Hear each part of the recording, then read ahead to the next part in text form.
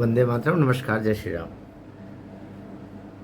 NEET को लेकर के जो हड़ताल, जो धरना दिल्ली के जंतर मंतर में शुरू हुआ, अंतुगतवा वह एक मुकाम पर आकर के ठहर गया है।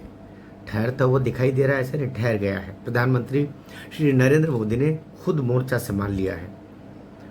जेपी नड्डा और जितेंद्र सिंह जो पीएमओ में मंत्री हैं, उन्होंने वांगचुक जी का जूस पिला करके और उनका अनशन तोड़वा लिया।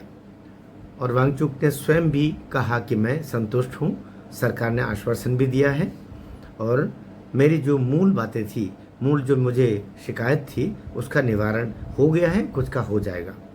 अतः मैं अपना अनशन तोड़ रहा हूँ। साथ ही वांगचुक ने एक बहुत अच्छी बात कही, जो हर गंभीर राष्ट्रवादी को, हर गंभीर देश को चाहने वाले को सोचना चाहिए। वांगचुक ने कहा, इस आंदोलन में हिंसा का प्रवेश होता हुआ दिखाई दे रहा है और ये पूरे देश में ऐसा फैलाने के प्रयास में है। मैं उसके खिलाफ हूँ, मैं उसके साथ बिल्कुल नहीं हूँ।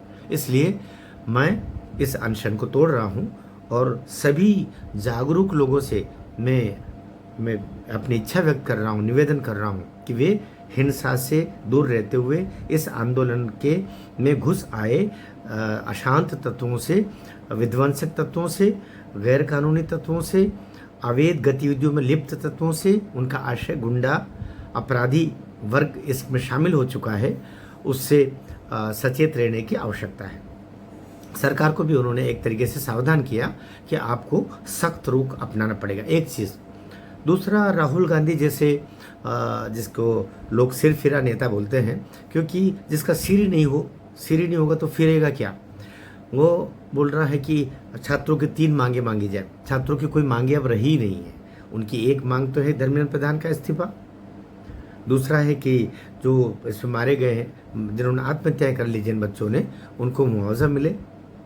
और वांगचुक जी का जो है अनशन तोड़वाने हेतु हमसे बातचीत हो। तो दोनों तीनों कह सकते हैं कि अभी जो मंत्रिपरिषद रिशफल होगा, धर्मेंद्र प्रधान को तो मैं पहले भी अपने वीडियो में कह चुका, उसको कब का हटा देना चाहिए था।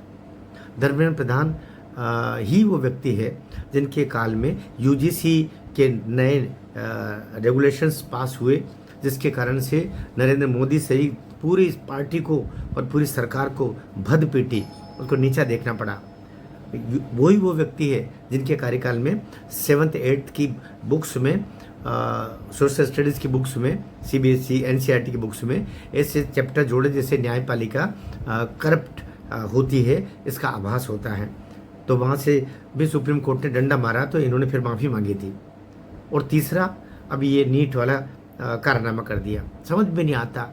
बहुत पहले ही, मैं बोलता हूँ, बहुत पहले ही धर्मेंद्र प्रधान का इस्तीफा हो जाना चाहिए था। लेकिन जब जागे तब सवेरा। सरकार का अपना तरीका होता है। निश्चित रूप से मैं भी कहूँगा, नरेंद्र मोदी सरकार को राहुल गांधी जैसे विदेशी इशारों पर चलने वाले खिलौने के आग्रह पर, प्रेशर पर, दबाव में धर्मेंद्र प्रधान का इस्तीफा नहीं लेना चाहिए। इसलिए ये अपने समय पर, जैसा नरेंद्र मोदी सरकार को ठीक लगता है, उस समय रीशफलिंग में इनको अब या तो मंत्रालय बदला जाए या हटाया जाए। लेकिन राहुल गांधी के कहने से, या सीजेपी जैसी पार्टी जो जिनको सारा खर्चा विदेशी जो निवेशक उठा रहे हैं, निवेशक से मतलब वहाँ से पैसा कह रहे हैं कि 9 करोड़ 60 लाख रुपए का वहाँ से फंडिंग हो चुकी है। ऑफिशियल आंकड़ा है ये, विदेशों से पैसा इतना आ चुका है। और कौन वहाँ से भोजन भिजवा रहा है, ट्रक के ट्रक खाना आ रहे वहाँ पर। तो ये सब जांच का विषय है। 3000 लोग करीब गिरफ्तार कर लिए गए हैं। उनकी अंदर पूजा अर्चना पूरी हो रही होगी, तो वो भी बताएंगे से कि ये सब कहाँ से क्या उनका चल रहा है। अपराधी तत्व इस में शामिल हो चुके हैं। प्रधानमंत्री नरेंद्र मोदी जी ने जो कल रात, देर रात में उन्होंने एक वीडियो जारी करके, पहली बार मैं सोचता हूँ 12-14 साल में, 12 साल में पहली बार नरेंद्र मोदी ने रील फॉर्मेट में एक वीडियो जारी किया। स्वयं ने अपने मोबाइल से उसको जारी किया और कहा कि हम ये जो नीट में जो कुछ हुआ उसके जिसने महापाप किया है उसको हम छोड़ने वाले नहीं हैं। साथ ही फास्ट ट्रैक कोर्ट में इनका निर्णय होगा और सख्त सज़ा देने के साथ ही नए नियम भी इस संदर्भ में बनाए जाएंगे ताकि भविष्य में कभी भी इस तरीके का पाप की गुंजाइश हो ही नहीं। ये उन्होंने जारी किया और साथ ही ये भी कहा कि हम अभी चालू सत्र में ही इसको लेके आ रहे हैं और इस संदर्भ में अधिकारियों को निर्देश देकर के उनसे फीडबैक ले लिया गया है और सोमवार को आज कैबिनेट में उसको रख दिया जाएगा, आज अर्थात शुक्रवार को, और सोमवार को इसको लोकसभा राज्यसभा में रख करके और इस पर निर्णय कर लिया जाएगा। सभी से उन्होंने सहयोग की अपेक्षा की। इधर राहुल गांधी को बड़ा तकलीफ है। राहुल गांधी नहीं चाहते कि सब कुछ निपटारा हो जाए, लेकिन अब ये तो एक पक्ष है, दूसरा पक्ष और सचिन तेंदुलकर का। सचिन तेंदुलकर के पता नहीं कौन सा पेट में दर्द शुरू हुआ।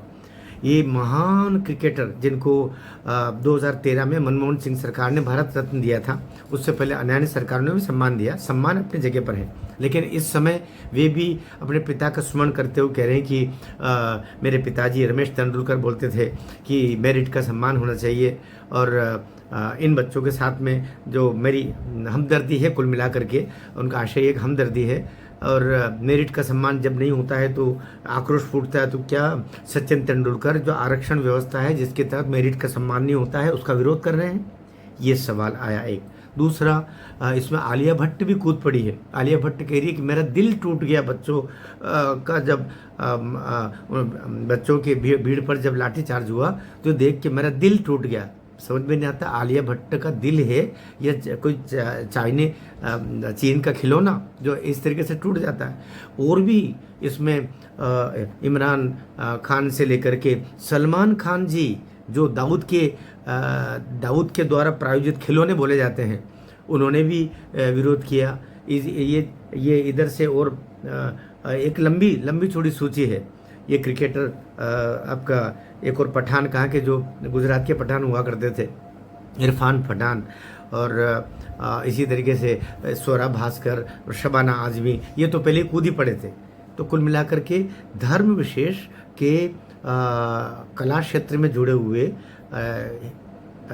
अभिनेता अभिनेत्रियाँ, साथ ही वामपंथी सोच के ये लोग इसमें चाह करके बढ़ चढ़ करके और ये जो विध्वंसक तत्व है उनका सहयोग करने के लिए आगे बढ़े। मुझे दुख हुआ सचिन तेंदुलकर का, यद्यपि उनकी पोस्ट सही है लेकिन गलत समय पर आई है।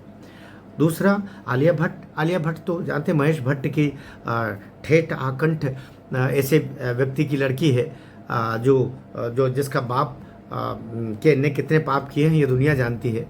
लेकिन इस आंदोलन में बहुत गंभीरतापूर्वक नरेंद्र मोदी सरकार और स्वयं नरेंद्र मोदी ने मोर्चा संभाल लिया है। निश्चित रूप से आज कॉन्स्टिट्यूशन क्लब में भी सीजेपी और जेपी नड्डा और इनके जितेंद्र सिंह जी पीएमओ जो मंत्री हैं, ये इनकी बैठक होगी। उसके सार्थक कुल मिलाकर के वांगचुक जी की इच्छा, मोदी जी की इच्छा और सभी अच्छे लोगों की सदिच्छाओं के कारण से ये समाप्त होगा। लेकिन सचिन तेंदुलकर ने मेरिट का सम्मान वो कह करके आरक्षण पर फिर से एक चर्चा छेड़ दी है, मुझे ऐसा लगता है। और बाकी के जो इस्लाम परस्ती और वामपंथी वाले सोच के जो लोग हैं उनको तो इसमें भी लग रहा था कि कुछ ऐसा काम हो जाए, क्योंकि कहते हैं कि दोपहर 1 बजे के बाद में मुस्लिम एरियाओं से हज़ारों की संख्या में आंदोलनकारी लोग निकल के आते हैं और वो रात के 2 बजे तक टिके रहते हैं और हुड़दंग मचाते हैं। इसकी भी जांच सरकार को करनी चाहिए। आखिर ये कौन लोग हैं, क्या चाहते हैं? दिल्ली में वे नेपाल और श्रीलंका की पुनरावृत्ति, बांग्लादेश की पुनरावृत्ति करने का जो मन है, ऐसे विध्वंसक तत्वों के खिलाफ मोदी सरकार को कठोर से कठोर कार्रवाई करनी चाहिए। भारत माता की जय।